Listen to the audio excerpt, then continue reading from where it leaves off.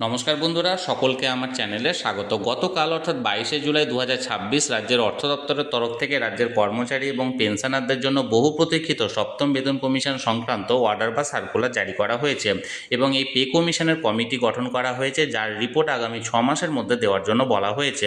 এবং এই কমিটি অর্থাৎ পে কমিশন সংক্রান্ত যাবতীয় রেফারেন্স সেন্ট্রালের অষ্টম বেতন কমিশন থেকে নেওয়া হবে, এমনটাই জানানো হয়েছে। আজকের ভিডিওতে আমরা জেনে নেব সেন্ট্রাল গভর্নমেন্টের অষ্টম বেতন কমিশনের ফিটমেন্ট ফ্যাক্টর অনুযায়ী রাজ্যের কর্মচারী এবং পেনশনারদের সপ্তম বেতন কমিশনের ফিটমেন্ট ফ্যাক্টর কত হতে চলেছে। ভিডিওটি অত্যন্ত গুরুত্বপূর্ণ, তাই প্রথম থেকে শেষ পর্যন্ত অবশ্যই ধৈর্য সহকারে দেখবেন এবং ভালো লেগে থাকলে অবশ্যই একটি লাইক করবেন এবং সকলের সঙ্গে শেয়ার করবেন। আর সেই সাথে এই চ্যানেলে যদি প্রথমবার হয়ে থাকেন এই রকমের ইনফরমেটিভ ভিডিও আরও দেখার জন্য যারা এখনও পর্যন্ত এই চ্যানেলটিকে সাবস্ক্রাইব করেননি তারা অবশ্যই চ্যানেলটিকে সাবস্ক্রাইব করে নিতে ভুলবেন না। তাহলে চলুন আমরা বিস্তারিত জেনে নিই। দেখুন, আমি এই মুহূর্তে আপনাদের সঙ্গে একটা চার্ট শেয়ার করেছি। এই চার্টে দেখুন, প্রথমটা দেওয়া হয়েছে পে কমিশন, দ্বিতীয়টা হচ্ছে ডিএ রেট এবং তৃতীয়টা হচ্ছে ফিটমেন্ট ফ্যাক্টর।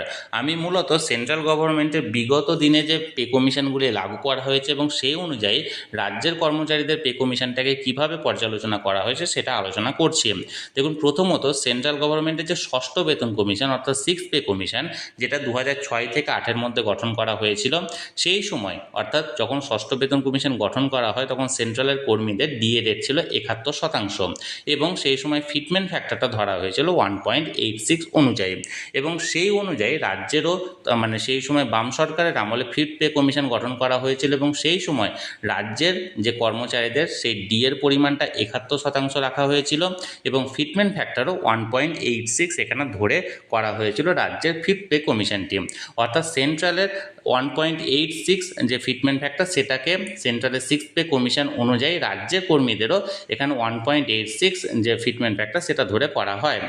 এরপর দেখুন, সেন্ট্রালে যে সেভেন্থ পে কমিশন গঠন করা হয়েছিল অর্থাৎ সপ্তম বেতন কমিশন, সেই সময় যেটা মূলত 2015 থেকে 16-র মধ্যে গঠন করা হয়েছিল, সেই সময় সেন্ট্রালের অর্থাৎ যখন লাগু করা হয় তখন সেন্ট্রালের কর্মীদের ডিএ রেট ছিল 125% অর্থাৎ 125% এবং যে ফিটমেন্ট ফ্যাক্টরটা সেটা 2.57 ধরা হয়।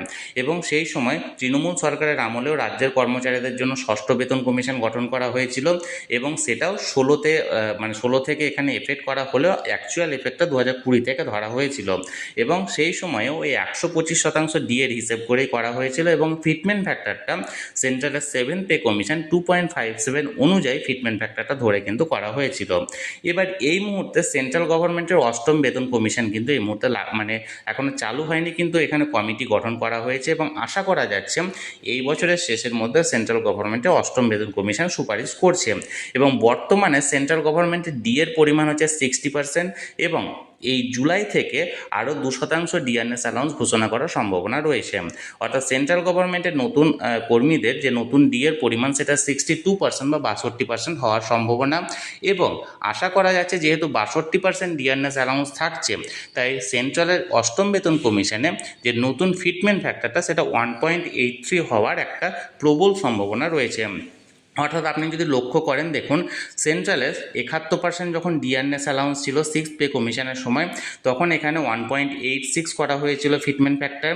সেন্ট্রালের যখন সেভেন পে কমিশনে এখানে 125% ছিল তখন 2.57 করা হয়েছিল এবং সেন্ট্রালের বর্তমানে এই অষ্টম বেতন কমিশন অনুযায়ী যদি 62% ডিআরএস অ্যালাউন্স থাকে তাহলে 1.83 করার একটা প্রবল সম্ভাবনা, এর থেকে বেশি না যাওয়ারই কথা।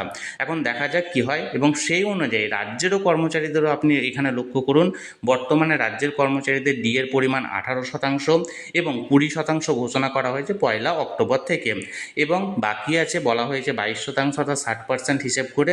এবং সেন্ট্রাল গভর্নমেন্ট যদি আরও 2% জুলাই থেকে ঘোষণা করে সেটাও আশা করি দেওয়া হবে এবং 62% ডিএ ধরে 1.83 ফিটমেন্ট ফ্যাক্টর ধরেই কিন্তু রাজ্যের কর্মচারীদের সেভেন পে কমিশন কিন্তু এখানে কার্যকর করা হবে।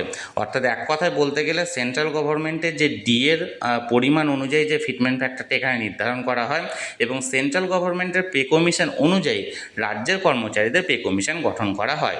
এবং এটা যে রিপোর্টটা গতকালকে যে কমিটি গঠন করা হয়েছে বা যে অর্ডারটা জারি করা হয়েছে এবং সেখানেও উল্লেখ করা হয়েছে যে সেন্ট্রালের অষ্টম বেতন কমিশন থেকে রেফারেন্স নিয়ে রাজ্যের কর্মচারীদের সপ্তম বেতন কমিশন কিন্তু এখানে গঠন করা হবে এবং যাবতীয় অ্যালাউন্স বা অন্যান্য সুযোগ সুবিধাগুলি কিন্তু প্রদান করা হবে বা হওয়ার সম্ভাবনা রয়েছে।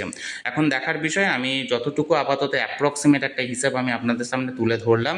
এই নিয়ে যদি আপনাদের কোনো প্রশ্ন থাকে অবশ্যই কমেন্ট করতে পারেন, আর এই ভিডিওটি ভালো লেগে থাকলে অবশ্যই একটি লাইক করুন এবং সকলের সঙ্গে শেয়ার করুন। আর সেই সাথে এই চ্যানেলে যদি প্রথমবার হয়ে থাকেন এই রকমের ইনফরমেটিভ ভিডিও আরও দেখার জন্য, যারা এখনও পর্যন্ত চ্যানেলটিকে সাবস্ক্রাইব করেননি তারা অবশ্যই চ্যানেলটিকে সাবস্ক্রাইব করে রাখুন। ধন্যবাদ, দেখা হচ্ছে পরের ভিডিওতে।